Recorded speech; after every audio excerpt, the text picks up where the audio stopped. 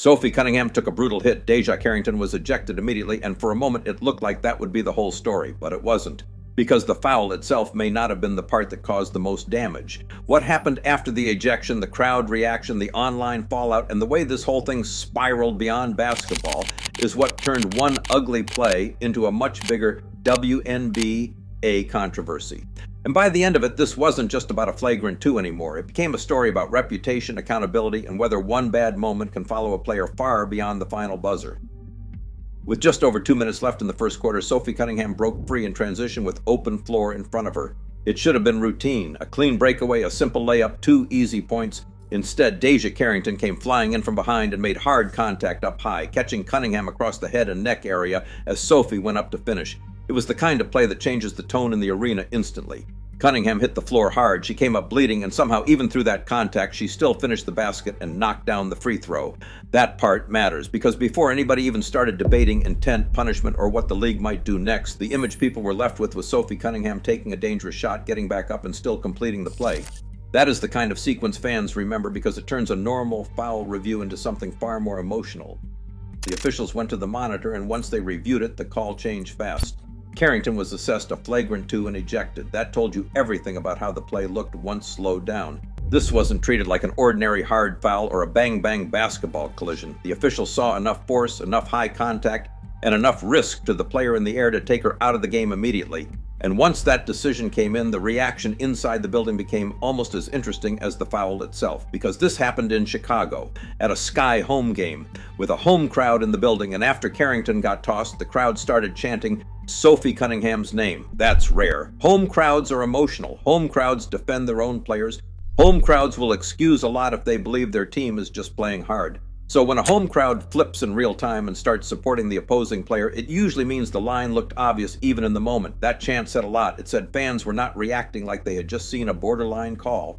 They were reacting like they had just watched something go too far. And that's when the story started getting bigger than the game itself.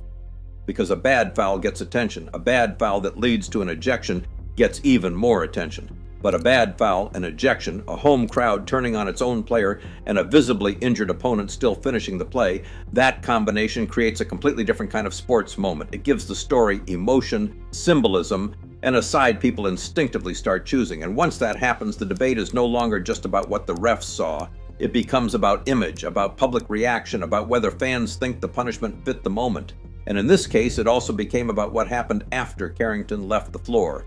Because if the story had ended with the Flagrant 2, this probably would have stayed a one-night basketball argument, a rough play, a harsh reaction, maybe a debate the next morning, and then everyone moves on. That is not what happened here. Instead, the controversy escalated. And that escalation is what turned this from a game incident into a larger reputation story. Once the reaction spilled beyond the court, fans were no longer only talking about the foul itself. They were talking about how it was handled, how it was framed, and what it said about the player at the center of it.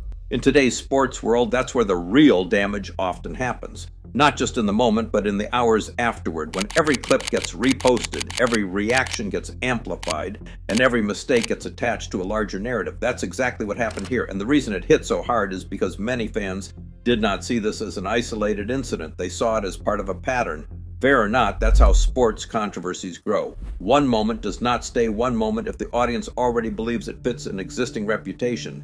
Once people start connecting the new incident to old ones, the benefit of the doubt gets smaller and the backlash gets louder. That matters a lot, because when fans think they are watching a repeat instead of a one-off, they stop asking whether the player deserves criticism and start asking why stronger consequences have not already happened. That's when the conversation changes from, was it a bad foul, to why does this keep happening? And once that question enters the room, it becomes much harder for anyone involved to control the story. That's also why the response from others around the situation mattered so much. People weren't only watching the player, they were watching the reactions. They were watching whether coaches defended their own people strongly enough. They were watching who sounded calm and who sounded defensive. They were watching who appeared accountable and who seemed to make the situation worse.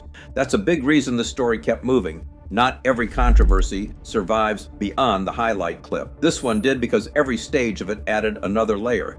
First the foul, then the blood, then the ejection, then the crowd chanting Cunningham's name, then the online reaction, then the argument about whether this was part of a bigger pattern. That is how a single possession becomes a full-scale talking point, and the contrast at the center of it only made the story stronger.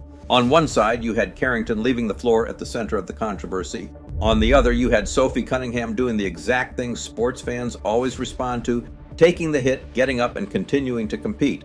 Cunningham didn't just end up as the player who got fouled, she ended up looking like the toughest person in the building. That is powerful optics, and sports are full of moments where optics become reality in the public mind. It doesn't always matter what the original explanation is once the audience has already decided which player looked composed, which player looked reckless, and which player earned sympathy in the aftermath. When that judgment gets made, the rest of the conversation often follows it. That's what happened here. The foul put Carrington under the spotlight. Cunningham's response kept the spotlight there, and the public reaction made sure it didn't go away quickly. This is where the sponsorship angle becomes important. In modern sports, brands do not just sponsor talent. They sponsor image. They sponsor marketability. They sponsor reliability. They sponsor the idea that the athlete represents something people want to buy into. That means a controversy like this is never only about whether a player got ejected from a game. It's about whether the aftermath starts becoming more memorable than the player's actual performance.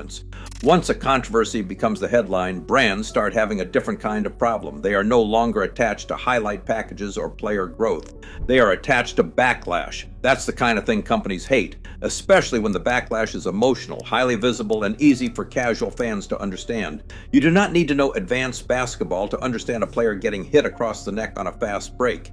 You do not need to know lineup data or defensive schemes to react to blood, an ejection, and a home crowd chanting for the other team's player.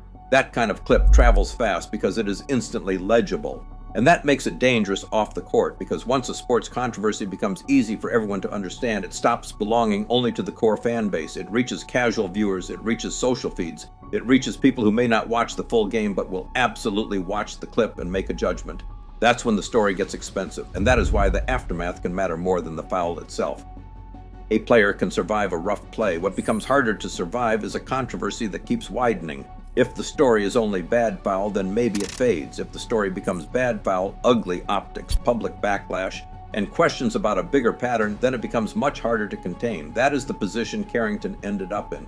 And it's also why so much of the conversation shifted away from the technical details of the play and toward the broader issue of accountability. Not just whether the refs got the call right, not just whether the league might look at further discipline, but whether this incident now says something larger about the player's reputation and how people inside and outside the game respond to it. That is a much bigger problem, because once reputation becomes the story, every future incident gets judged more harshly. Every close call gets revisited through the old lens. Every explanation gets tested against the audience's existing belief. And if the player is already losing public trust, even a neutral explanation starts sounding weak. That is why this moment feels bigger than one game. And it is also why Sophie Cunningham's role in the story matters so much. She became more than the player who got hit. She became the emotional center of the whole sequence. The visual of her getting fouled hard, coming up bleeding, finishing the play, and then becoming the name the crowd rallied behind gave this controversy its clearest narrative. Sports stories get stickier when they can be told in one sentence, and this one could. One player crossed the line and the other player took the hit and kept going. That's the kind of sports narrative that spreads on its own. It doesn't need much help. Fans already know how to feel about it, and that's why the public sympathy felt so lopsided. The audience almost always leans toward toughness under pressure. They lean toward the player who gets up. They lean toward the athlete who seems composed instead of reactive. They lean toward the side that looks like it handled the moment with more control. Cunningham benefited from all of that, and Carrington paid the price for the opposite perception. That's what made the controversy feel so one-sided so quickly, not necessarily because every person agreed on every detail, but because the emotional picture was simple. The foul looked bad. The ejection confirmed it. The crowd reaction amplified it. And the aftermath kept it alive. That is a brutal combination for anyone trying to move on from a moment quickly. So when people ask whether this incident could affect more than just one game, the answer is obvious. Of course it could. Because that's how modern sports work now. The game happens first, the clip spreads second, the judgment arrives almost immediately. And after that, everyone else, the league, media, brands, other players, coaches, fans, starts reacting to both the moment and the reaction to the moment. That layered process is what turns one foul into a much bigger problem. And it's why this story still matters even beyond the final score. The basketball play triggered it, the optics deepened it, the reaction extended it.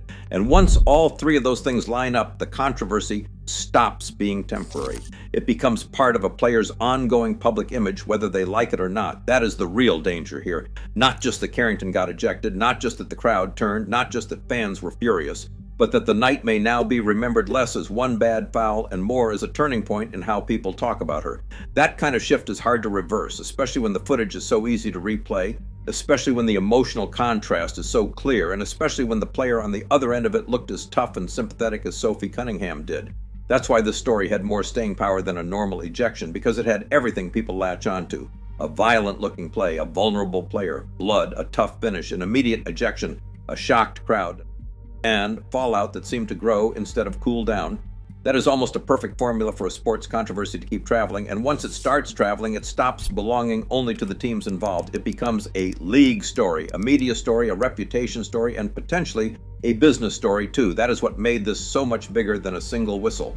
By the end of it, the central question was no longer whether the refs were justified in ejecting Carrington. Most people had already answered that for themselves. The bigger question became this: what actually did the most damage, the foul itself, or everything that came after? Because the ejection ended her night, but the backlash may have extended far beyond it, and that's what makes this moment feel like more than just another rough sequence in a heated game. It feels like one of those turning points where the story around a player changes in a much bigger way than the box score ever could. That is why people are still talking about it, and that is why this won't be remembered as just one more Flagrant 2. It will be remembered as the night the foul was only the beginning.